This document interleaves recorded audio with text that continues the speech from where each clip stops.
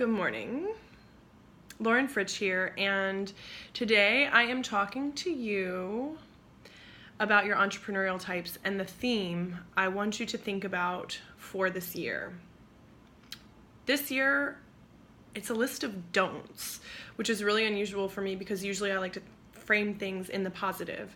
Now, if you do not know your entrepreneurial type, make sure you go to the link in the description so that you can take the quiz to find it out, and then you can join us back here in this video. So I'm going to go through each entrepreneurial type. You guys are maximizers, explorers, appreciators, and potentializers, not necessarily in that order. And so I'm going to give messages for 2018 to each one of you. I'm going to start with maximizers.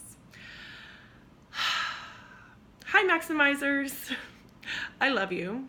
If you are a maximizer, you are someone who has fantastic return on investment in your business. You're making more than enough money, and you have fantastic ROE, return on emotion. So you're actually enjoying what you're doing.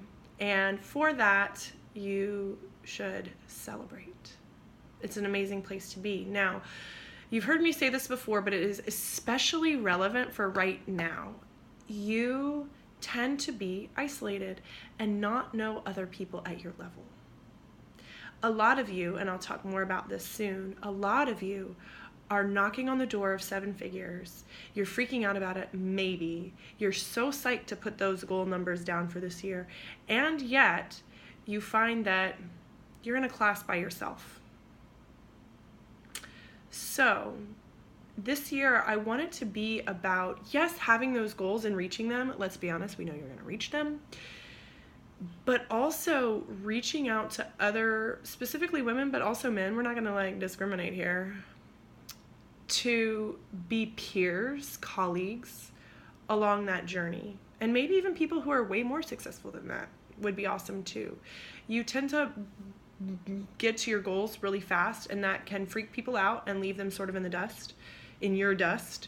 And so you're cycling very quickly through levels of achievement, and that can feel really tough for some of your friends, right? Especially your business buddies. So this year in 2018, I just really invite you to reach out. For you, it's about community, and it doesn't have to be a big community. That's not what I'm saying. 1, 2, 3 people who can share your struggles as you reach your incredible goals, and then who also can share the pain too, right? Because there is pain as you're doing this. It doesn't have to be super painful, right? We're not talking life-changing pain. We're just talking about there are challenges along the way. So again, I just really invite you to create a small community of support this year. I actually, in the coming weeks, we'll be sending you a paperless post invite, a pretty little invitation. And I have a lot of friends in that boat, and in one of my other businesses am in that boat. And so when you are coming at things from a different perspective, from that 7-figure perspective, it can be really helpful to talk about it with other people who have that same perspective. So I'm going to put together a little online wine and FaceTime is what I'm calling it, but we're not really going to FaceTime because you can only FaceTime with one person. So it'll be wine and Zoom, but that just doesn't sound as cool. And hopefully we can get together a small, very curated group. If you know that you're super excited about that, just shoot me an email. You need to be on my email list to do that. Or you can just email me, lauren@laurenfritsch.com. That works too. And maximizers, I love you, and I hope to see you soon. Okay, now I'm going to do my famous snaps to get to the next one. Let's do potentializers next. So, hello, potentializer. Potentializer. You're one of my faves. So, you have okay ROI, which means you're making okay money. It could be better. And then you have okay ROE. It does not mean that you're in love with your business and you love the crap out of it. It means you're still doing some junk you don't like and still kind of having some growing pains there. So again, potentializer, you have the most potential. That amazing word. And So 2018, I said at the beginning of this video that it's a lot about don'ts. Okay, so don't. What you don't want to do is overlook what gives you joy. I know that it's easy to shove the joyful stuff to the side and be like, oh, but I just need to focus on the cash.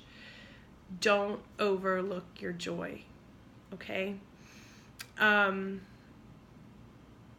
truly believe that there's a symbiotic relationship, and we're working on getting the actual metrics and statistics to support that belief. But I believe that there is an actual symbiotic relationship that happens with your bank account when you are engaging in joyful practice. So that could be stuff related to your business, or it could be stuff completely unrelated. If it gives you joy to eat M&Ms and read Vogue, then you should totally do that. Does anyone else do that? Because I do that. If it gives you joy to drink tea and peruse Instagram, like, do that. I'm going to give you an example of one of my joyful things that I tend to put off. I love going to museums in New York City, and I do convince myself not to go sometimes, so I ignore my joy. And that's just something that can't happen. The other thing that I tend to ignore and like put off tends to be painting or drawing.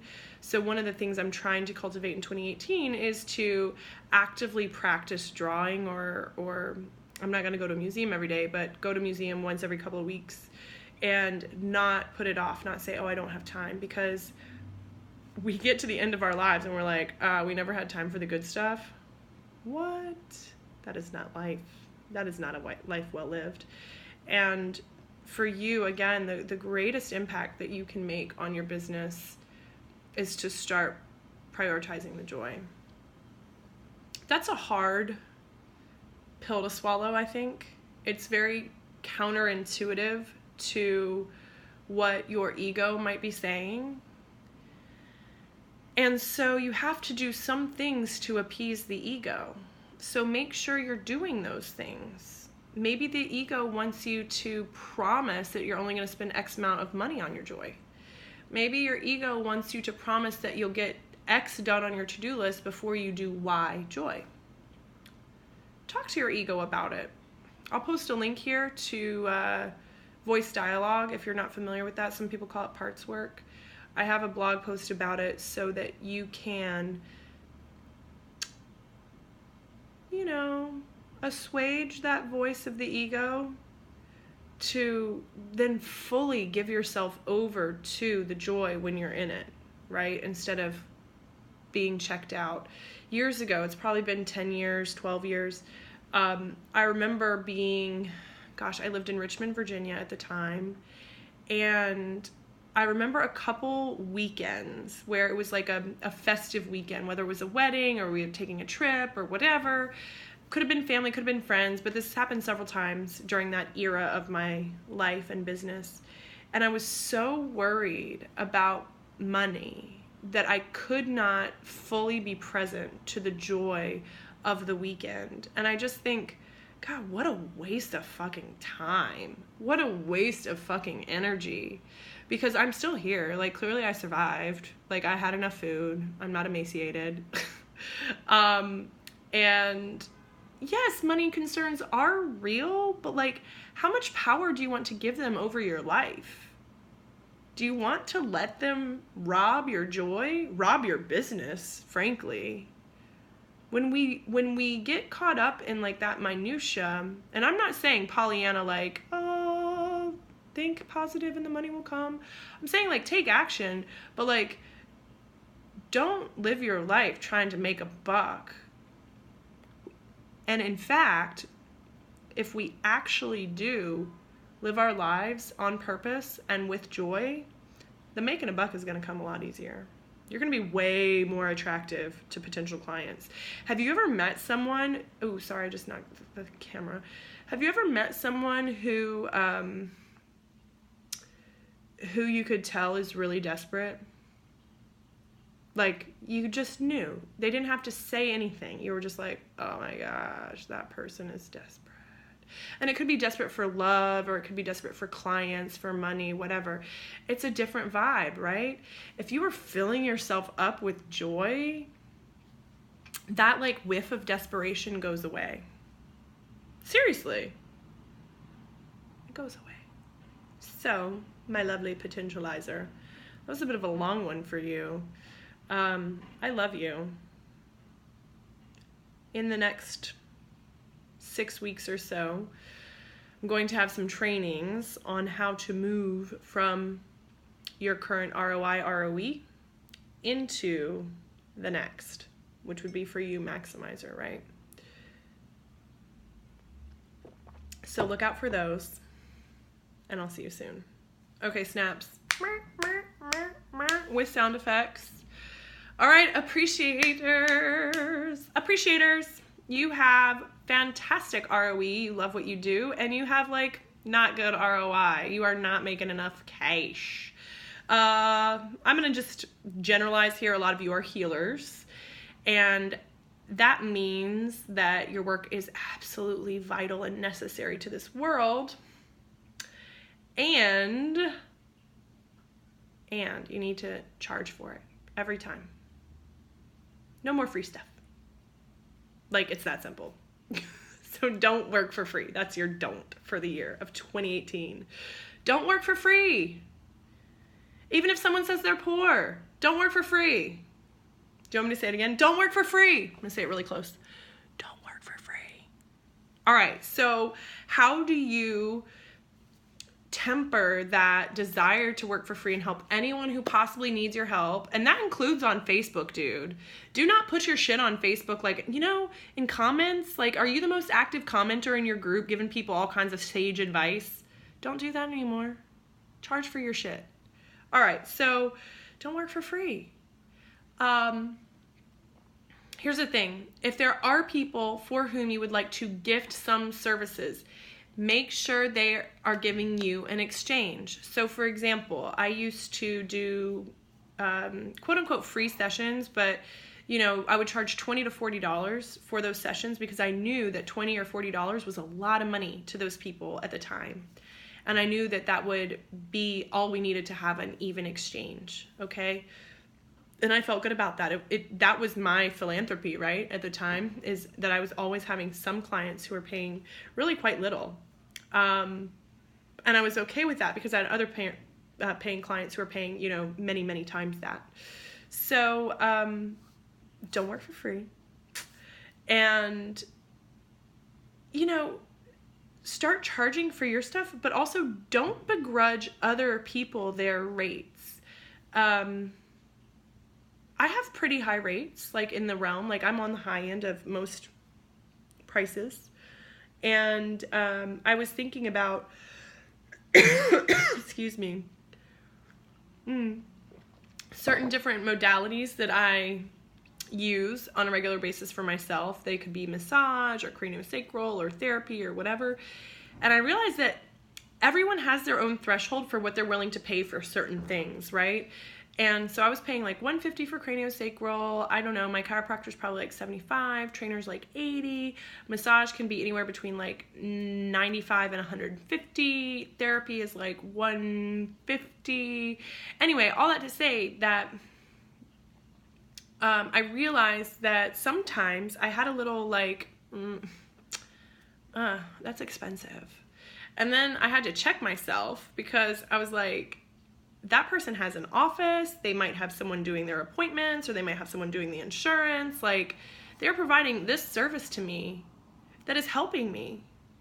Who am I to begrudge their rates? So I have had to actively like think of a way to change my approach to paying, right? Like, so for instance, one of my service providers, I always get out cash before I go, and that can feel really painful, like much more painful than a swipe of the card, right? Because you're like, look at all that cash.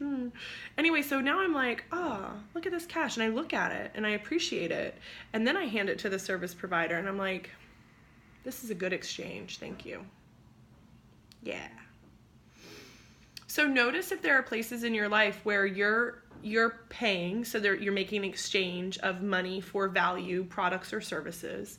And just notice like where you have any hiccups or friction around that, because that's going to give you data for what might be hindering your ability to ask for the payment, that exchange. And think of it, it's an exchange, right? And don't work for free. Okay, I love you. Next, before we go, appreciators, something I want to tell you is that I am going to be having some trainings specific to appreciators to help you understand how to get to the next level, which is maximizer, right? You want to maximize ROI, maximize ROE. So it'll be very appreciator specific. I have quite a few of you in the community, so it will be fun and interesting. Okay, now snaps and more sound effects. Yay.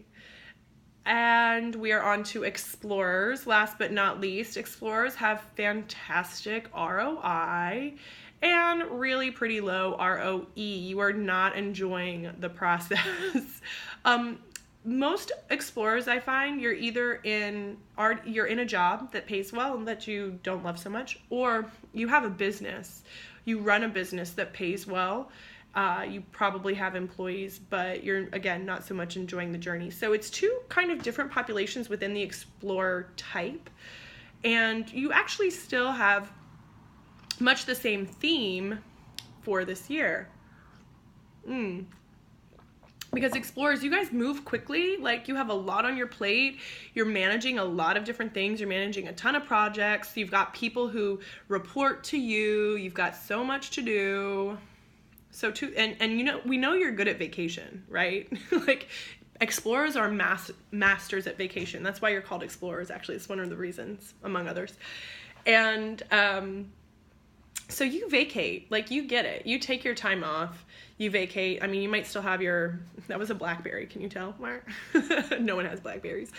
So you take your time off, you might be connected still, but you, like, are still going on adventures and trips and exploring and vacating is what I call it. But there's something that's happening here for you that is keeping you separate from the ROE that you could find in your current situation, potentially, or as you start to make changes. And I'm not saying you need to, like, wreck shop and make total huge overhauling changes. I'm just saying, here's the one thing that could keep you from actually enjoying the journey. And that is, your don't for the year of 2018 is don't ignore the emotions. So much of your success in the world has come because you, like, just make shit happen. You're not overly emotional. You maybe lead like a man. Maybe you've been told that. And that has been super, super helpful up to this point. But if you're on this quiz, then, and you've seen your quiz results, then you probably are thinking, there's got to be some more joy here somehow. So my exhortation to you is don't ignore your emotions. And if you need, like, super elementary, like, what are emotions? If you need that, I will post, like, a link to an emotion chart, because I needed that myself about 8 years ago, because I didn't really know what I was feeling. I was completely numb, and I was just, like, freaking doing all the time. So that is what I have to say to you explorers. You guys also usually get the shortest messages because you're just, like, quick to the pickup, right? So for you, the theme of 2018 is starting to know what those emotions are. And I know you'll be good at that because you're good at stuff. And you're good at assignments. Know what your emotions are. Be able to identify them. You're going to be great at that once you learn it. And then actually freaking feel them. This is the hard part. Yeah. So, it's a journey. You don't have to master it today, although you'll probably master it pretty quickly. Emotions. Feeling all the feels is what 2018 is all about for you. Okay. All right, peeps. Thank you. Check out the description with all the links. If you have not taken this quiz, you can take the quiz in the description links. Trainings are coming. Happy 2018. I love you.